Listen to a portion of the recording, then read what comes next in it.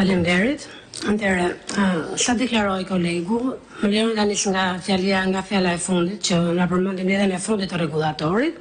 Ka qenë mbledhje ku në fakt vërtet u shpreh shqetësimi lidhur me votat e Greqisë, por pati për që përfundoi në një debat midis zotit Logu dhe një profesuese të Komisionit Rregullator dhe as patë mundësi që t'japim as mendim, unë nuk kam shkruar as mendim në atë seancë, nuk di se ku e gjen të pasqyruar këtë zoti Logu, sepse pati një debat me distura, u ndërpres seanca dhe u la aty.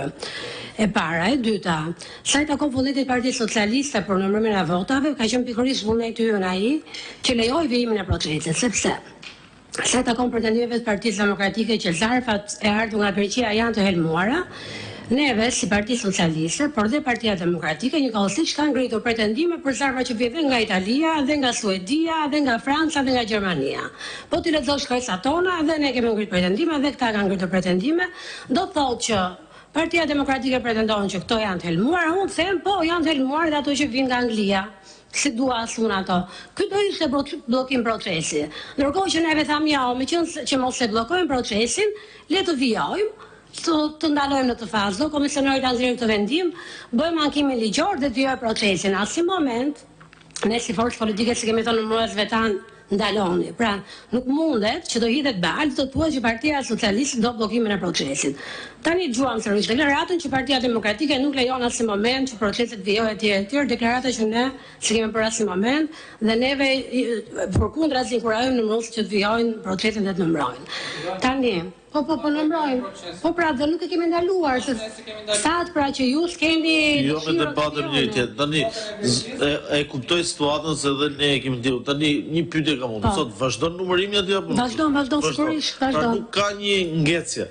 Nuk ka një ngecje, ne jemi duke kundërshtuar, sipas rrugës ligjore, një akt, nuk jemi duke kundërshtuar pretendimet e Partisë Demokratike. Në një thoni kemi dakordsuar një minutë e komisionerit. Si? Kemi dakordsuar, dakord që mos ndërpritet numërimi dhe numërimi është fakt që vazhdon. Po pra, ku ka kundërshtim këtu? Jo, thjesht nuk duhet kuptoj mosmarrveshjen ku është. Mosmarrveshja është akti i komisionerit. Unë nuk kam për këtë mosmarrveshje ose akt objekti kundërshtimi deklarimet e Partisë Demokratike. Sa ato u gjykuan deri tani. Dakor, atëherë kam kundërshtuar në thelb çfarë pretendon Partia Demokratike. Unë po kundërshtoj aktin e komisionerit. Dakor. Atë kam objekt kundërshtimi. Me sa jam djeni po vjen profesor drejtoresha që mbulon këtë deri sot vjen që sa i takon shprehjes gjatë fjalës së kolegës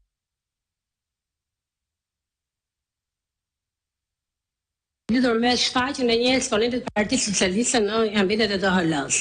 E kemi diskutuar edhe këtu, e kemi hapur atë postim në Facebook, e kemi dhe ju dhe mund ta shikoni. Është një postim që bën zoti Taulan Balla nga ambientet e jashtme të DHL-s, dhe DHL-a duket nga pas që lexon DHL dhe i bën thirrje shqiptarëve, ju lutem paraqituni të rriqni zarfet. Dhe nuk di se çfarë lidh këtë paraqitje në Facebook të zotit Balla me ndikimet që mund ketë ai mbi DHL-n apo me pretendimet e Partisë Demokratike. Sa i takon pjesës që është bërë dorëzimi i zarfit. Si të përmenda, dhe ne kemi ngritur pretendimet tona, por absolutisht kjo nuk e bën të pavlefshme votën e shtetasve që jetojnë jashtë vendit. Zarfi nuk është dorëzuar në dorë, edhe në shtetin italian e përmenda, kanë mbajtur vetë shtetasit i kanë tërhequr, por edhe kur shkon e merr vetë zarfin, dorëzim në dorë quhet ai, s'ka rëndë si vjen posterit e dera apo s'vjen. Dhe kur shkon ti në post dhe e merr zarfin, jemi sërish në dorëzimin në dorë. Ajo është një procedurë teknikalitet që parashikon. Kjo nuk është një procedurë që ne domethënë nuk do të merrem tani. Sigurisht, prandaj thash, ne kemi aktin e komisionit. Ajo që mund ta sqaroj administrata e KQZ-s është tani un kam të aktin e komisionerit këtu. Edhe pika 2 e aktit thot vlerësimi i zarfeve bëhet administruar sipas këtij akti, i nënshtrohet procesit të shqyrtimit të mëtejshëm sipas parashikimeve të kodit zgjedhor dhe akteve të dalura në bazë për zbatimin e tij. Tani unë këtë pyetje kam edhe për zotin Logu dhe për administratën e KQZ-s. Është parashikuar në një akt të Komisionit Rregullator apo kod se si bëhet ky verifikimi? Pra ka parashikuar një protokoll dhe komisioneri si e ka menduar ta bëjë këtë verifikimin. Pra supozojmë do mbarojnë gjithë këto votet e tjera që janë nga shtetet e tjera. Nuk ngelen votet e Greqisë. Ose sot që flasim, po bëhet një verifikim në lidhje me këto pretendime që janë ngritur nga Partia Demokratike dhe që ka marrë një vendim komisioneri, pavarësisht se nuk e citon eksaktësisht kështu. Faleminderit. Atëherë sigur se referuat nga ana juaj në dispozitivin e pikës 2 të vendimit të komisionerit shtetëror të zgjedhjeve. Thuhet që vlerësimi i zarfave B të administruar sipas këtij akti nënshtrohet procesit të shqyrtimit të mëtejshëm sipas parashikimeve të kodit zgjedhor dhe akteve të dala për zbatim të tij. Pra, aktet e dala në zbatim të vendimit të komisionerit shtetëror të zgjedhjeve janë vendimi numër 22 datë 23/2023 Komisionit Rregullator për rregullat për administrimin, numërimin dhe vlerësimin e votave nga jashtë territorit të Republikës së Shqipërisë, dokumentacionin përkatësi dhe tabelimin e rezultatit të votimit nga jashtë të ndryshuar. Është përkatësisht vendimi 32 për disa shtesa dhe ndryshime në vendimin 22 të cilin u referova, sikurse edhe vendimi numër 33 datë 8/5/2025 vendim për miratimin e udhëzuesit të punës për komisionet e administrimit dhe numërimit dhe vlerësimit të votave nga jashtë dhe grupeve të numërimit të votave nga jashtë për zgjedhjet për kuvend. Pra, sikurse u cituan të gjitha këto akte, akti i komisionerit është në zbatim të gjithë akteve të komisionit rregullator.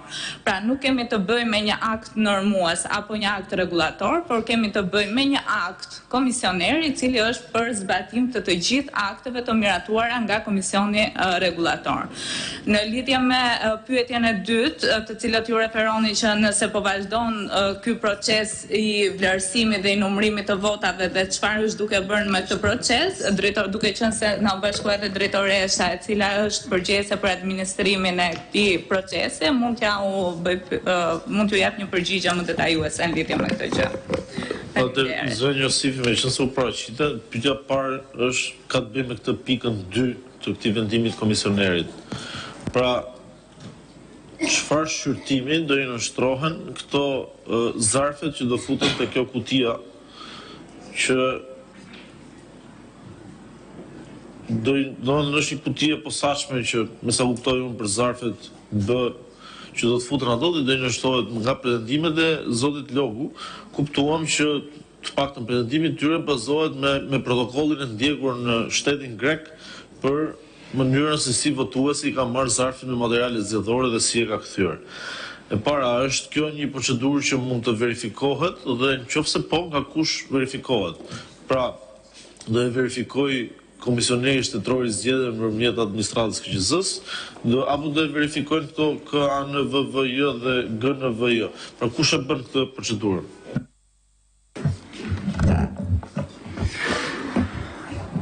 Atëherë vendimi i komisionerit me numër 1121 nuk ka ndryshuar absolutisht mënyrën e administrimit të dokumentacionit zgjedhor gjatë procesit të numërimit dhe vlerësimit. Mbetet në fuqi vendimi 22 i Komisionit Rregullator, prandaj nuk ka asnjë ndryshim në protokollin e trajtimit të dokumentacionit zgjedhor.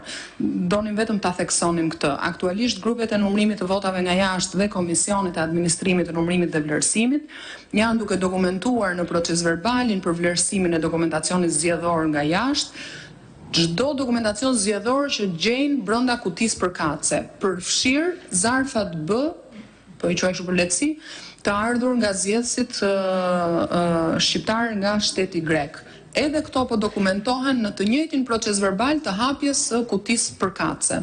Ato thjesht janë lënë mënjan dhe nuk po administrohen ato zarfa, pra nuk po nxirren nga ato zarfat A, e mëtej nga zarfat A fletët e votimit. Është vërtet që subjekti Aleanca për Shqipërinë Madhështore, koalicioni Aleanca për Shqipërinë Madhështore ka kërkuar informacion sa i takon respektimit ose konfirmim nëse është respektuar protokolli i dorëzimit të këtij dokumentacioni tek zgjedhësi i përcaktuar në aktet e rregullatorit, në kontratën midis KQZ-s dhe kontraktorit.